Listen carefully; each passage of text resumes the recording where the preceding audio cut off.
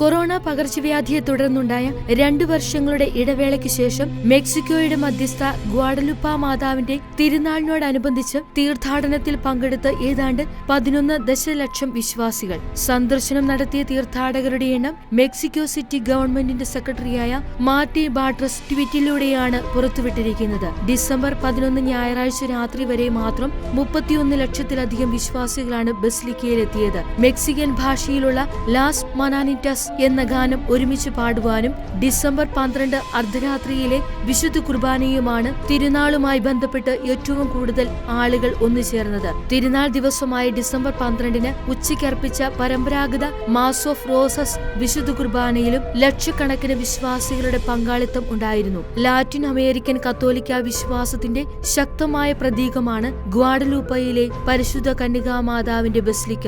500 വർഷങ്ങൾക്ക് മുമ്പ് 1531 മെക്സിക്കൻ കർഷകനായ ജുവാൻ ഡിഗോയ്ക്ക് നൽകിയ പ്രത്യക്ഷപ്പെടലിലൂടെയാണ് ഗ്വാഡലൂപ്പ ആഗോള ശ്രദ്ധ നേടുന്നത്.